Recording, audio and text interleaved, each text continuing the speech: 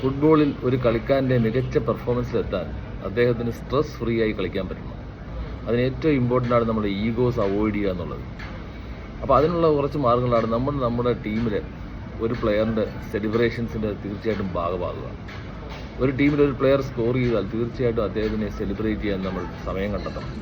അങ്ങനെ കണ്ടെത്തിയില്ലെങ്കിൽ നമ്മൾ സ്ട്രെസ് ഫ്രീയിലേക്ക് പോകും, നമ്മൾ സ്വാർത്ഥരായി മാറും. അതൊരിക്കലും പാടില്ല. നമ്മുടെ ടീമിലെ ഒരു പ്ലെയർ ഒരു സ്റ്റേറ്റ് റെപ്രസെൻറ്റ് ചെയ്യാനോ അല്ലെങ്കിൽ ഇന്ത്യ റെപ്രസെൻറ്റ് ചെയ്യാനോ അല്ലെങ്കിൽ ഒരു വേൾഡ് ചാമ്പ്യൻഷിപ്പ് കളിക്കാനുള്ള ഓപ്പർച്യൂണിറ്റി കിട്ടിയാൽ അദ്ദേഹത്തെ നമ്മൾ തീർച്ചയായിട്ടും നമ്മൾ അപ്രീഷിയേറ്റ് ചെയ്യുക. കാരണം ഇങ്ങനെ അപ്രീഷിയേറ്റ് ചെയ്യുമ്പോൾ നമ്മൾ നല്ല ഇൻട്രാക്ഷൻസ് നേടുന്നു, നമ്മൾ സൊസൈറ്റിയിൽ ഒരു നല്ല കൾച്ചറിൻ്റെ ഭാഗമാകുന്നു. അപ്പോൾ തീർച്ചയായിട്ടും ഫുട്ബോൾ എന്ന സ്പോർട്ട് പഠിപ്പിക്കുന്നത് അത് തന്നെയാണ്, നമ്മൾ ബെറ്റർ ഹ്യൂമൻ ബീങ്സ് ആക്കി മാറ്റുക എന്നുള്ളതാണ്.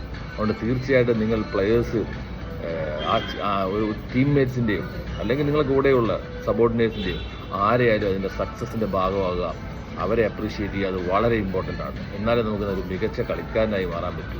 ഇതൊക്കെ ഒരു കളിക്കാരൻ്റെ ക്വാളിറ്റിയാണ്. ഇതെന്നും നമ്മൾ ബുക്ക് എഴുതി വെച്ച കാര്യങ്ങളല്ല.